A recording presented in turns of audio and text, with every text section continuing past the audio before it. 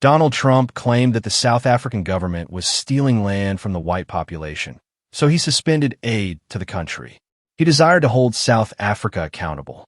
Trump wants the South African government to let this white class, which makes up barely 8% of the country's population, to hold about 75% of private land. He conveyed the idea that other African nations ought to follow suit.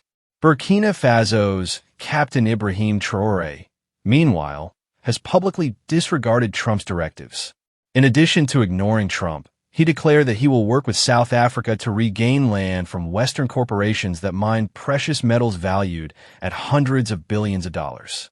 He issued an order with a single stroke of his pen that hasn't caused any problems for the Western agribusiness and mining corporations operating in Burkina Faso. How does Ibrahim Traore's order alter Burkina Faso for the predatory Western corporations? And why is everyone, including the West, shocked that he completed in a matter of minutes what South Africa took decades to accomplish? Let's hear the entire narrative in this video. The world recently received a strong message from Burkina Faso. There is no land for sale in Africa. President Ibrahim Traore has formally announced that all land in Burkina Faso now belongs to the state, ending foreign ownership and speculation in a move that has alarmed Western countries. Donald Trump withdrew U.S. aid to South Africa due to its contentious land reform programs, which sought to transfer land to the black majority just days prior to this declaration. Traore's answer, however, was a daring escalation that could permanently alter Africa's approach to land ownership, whereas Trump's action was intended as a message to African countries not to oppose Western interests. You should be aware that for many years, foreign investors and Western firms have viewed Africa as a huge open land bank, purchasing millions of hectares for mining, farming, and even carbon offset initiatives. These agreements, which are frequently passed off as investments, have driven African farmers off their land, enriched foreign elites, and guaranteed that the continent will continue to be a raw material provider rather than a major player in the world economy.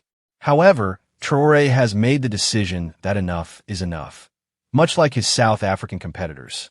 Burkina Faso is reclaiming its territory and refusing to let multinational companies determine its economic course. Accordingly, on February 5, 2025, the Council of Ministers of Burkina Faso passed a historic bill stating that the government now owns all of the country's territory. As a result, all land use rights will henceforth be governed by government-issued leases with terms ranging from 18 to 99 years, thereby eliminating private property ownership. The goal of this drastic change is to address several land-related problems that Burkina Faso has faced for many years. In Burkina Faso, customary laws govern land ownership for generations, with local chiefs and elders controlling the distribution of land. Despite having a traditional foundation, this system lacked adequate documentation, which resulted in countless disagreements and conflicts over land ownership. Even worse, it made it possible for wealthy foreign investors and powerful elites to take advantage of the system and buy up vast tracts of land with little to no responsibility. But now that the government has centralized land ownership as a result of the recent reforms, every piece of land is tracked down and exploited effectively. The goal of this action, according to Traore's administration, is to stabilize Burkina Faso's industrial and agricultural sectors rather than to consolidate power.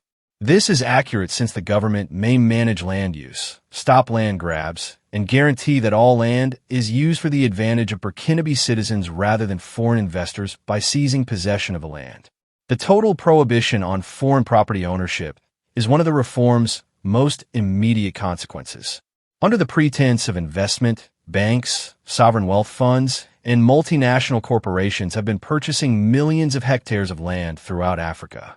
These agreements frequently lead to environmental damage, the mass eviction of local farmers, and a system in which African countries generate resources and food for export while their own citizens live in poverty.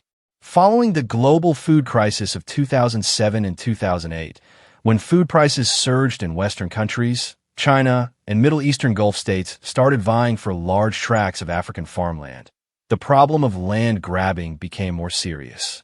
Similar to many other African countries, Burkina Faso witnessed local communities being displaced from their traditional lands as a result of foreign investors purchasing land for industrial agriculture. These multinational companies were frequently not even making good use of the land. Rather, they were keeping it for conjecture. This is now permanently resolved by Traore's new policy.